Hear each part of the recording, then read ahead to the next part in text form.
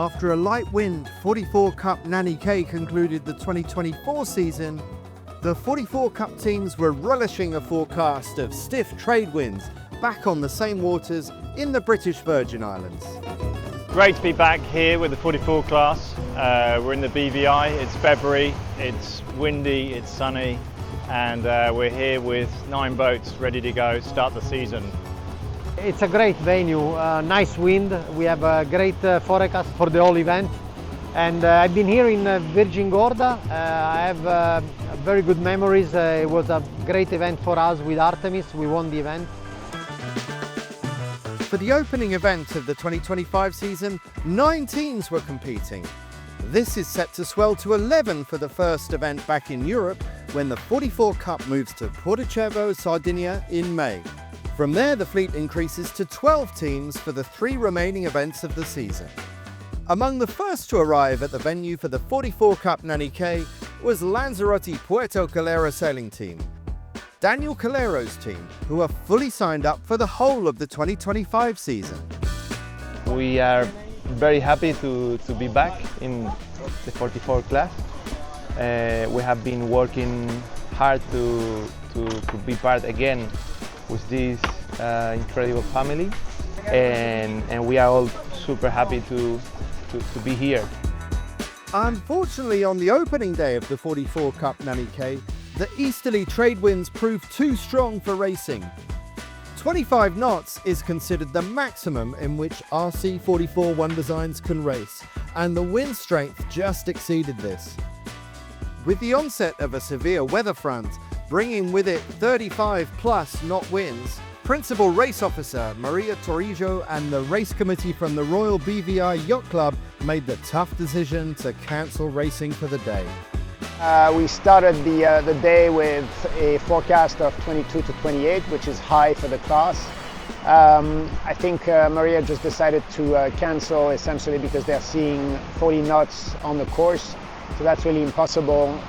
Yesterday we had 25 at some points in time, and that was probably the upper limit. So I think it's natural and normal that we cancel at this point. It's disappointing, but I'm sure we're going to have 3 very good days of racing over the course of the next 3 days.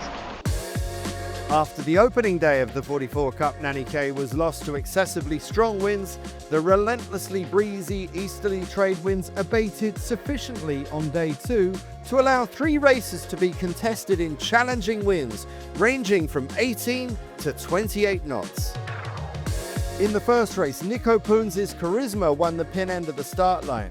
Charisma gained sufficient advantage on the far left of the racecourse to reach the top mark and nose in front of last season's 44 Cup champions Vladimir Prosikin's Team Nika and Torbjorn Tornqvist's Artemis Racing. The Dutch team, back-to-back 44 Cup winners in 2022 and 23, clung on to their slender lead and were rewarded when Charisma picked up the first bullet of the 44 Cup 2025 season. However, the day otherwise belonged to Aleph Racing. With Ouglepic back behind the wheel, the French team won the day's second and third races. In the second race, the French RC44 led around the top mark just ahead of the newbies on Gemera and Igor Lars' Team Sierra Fader, and hung on from there. The third race appeared to belong to Chris Bake's Team Aqua until Aleph Racing got the inside berth on them at the final top mark rounding and defended the lead all the way to the finish. Aleph Racing ended the day on top, albeit by just a single point from Charisma.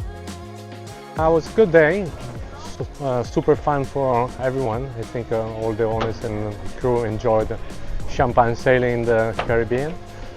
We started pretty well. First top mark we were 4th, then we struggled a little bit in the first hoist and the first downwind. We lost a couple of places, and then we managed to jump Artemis right at the finish, so it was a good warm-up. And then we settled in for the second and third race. We had 2 good starts, played a couple of good shifts going up the beat, and the boat was going really well up and down, so it made my life a lot easier. But it was a great first day, long way. After a very average Friday for the 44 Cup champions of 2024, which left them 5th overall, Vladimir Prosikin's Team Nika recovered their mojo on day 3 of the 44 Cup Nanny Cay. The easterly trade winds remained brisk, but slightly lighter, even occasionally down to below 20 knots by the 3rd and final race of the day. In both of the first 2 races, Team Nika, brandishing the defending champions, season leaders, golden wheels, launched off to a good start and, unusually for this ultra-competitive One Design fleet, had pulled out a solid lead by the top mark. From there, Team Nika went on to win ahead of the overall leader, Hugues Lepix's Aleph Racing and Nico Poon's Charisma in the first race, and Torbjörn Tornquist's Artemis Racing and Charisma in the second. Going into the day's final race, just 1 point separated Aleph Racing from Charisma and Team Nika.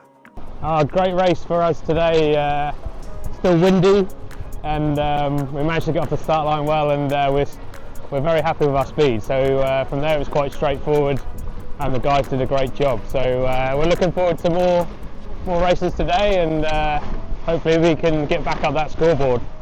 Sadly for Team Nika, their good fortune was not to last. Prosikin's crew reached the top mark mid-fleet, rounding outside of John Bassadoni's Peninsula Racing.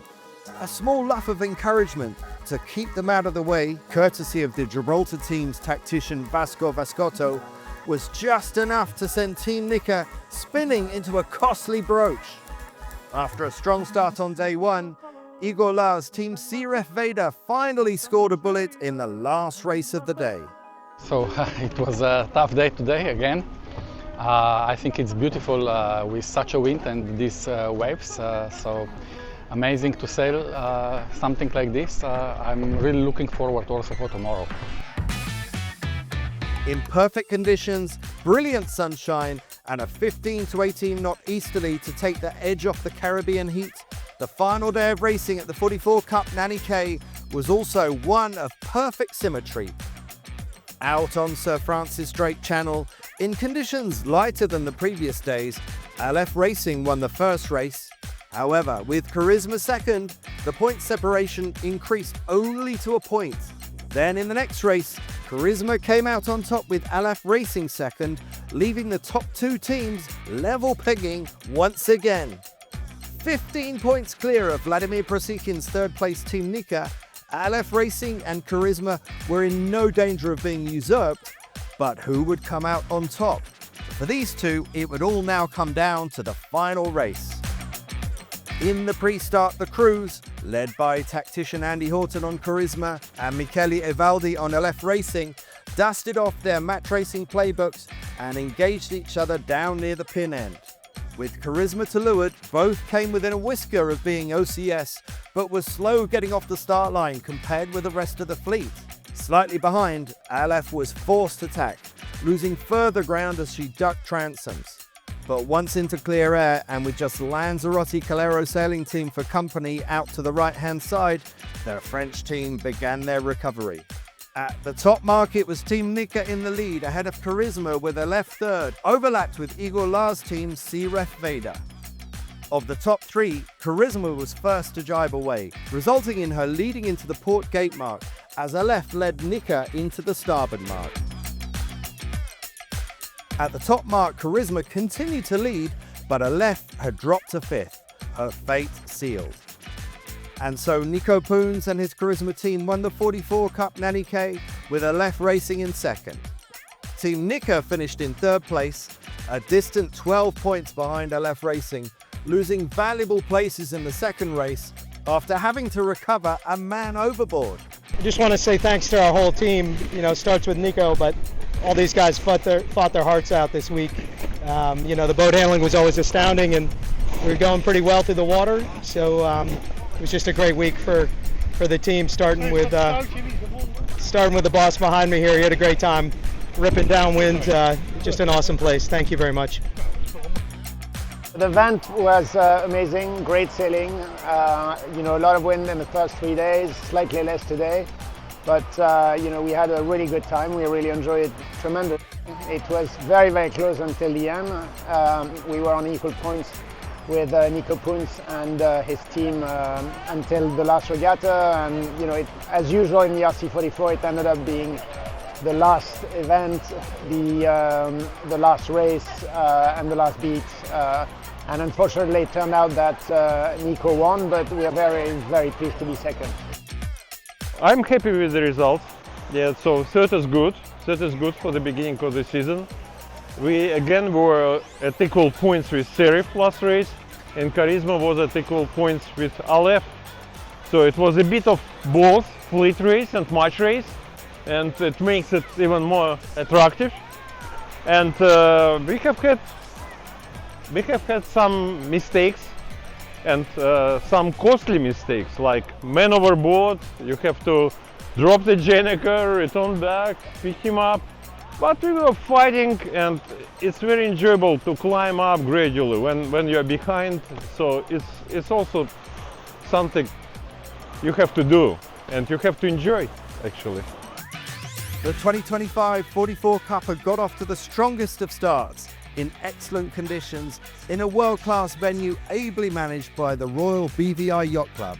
The Nip and Tuck Racing produced an outcome that was every bit as close as we've come to expect in this tightly contested One Design fleet. Racing in the 2025 44 Cup continues in May when the fleet gets ready to compete out of Porto Cervo in the north of Sardinia.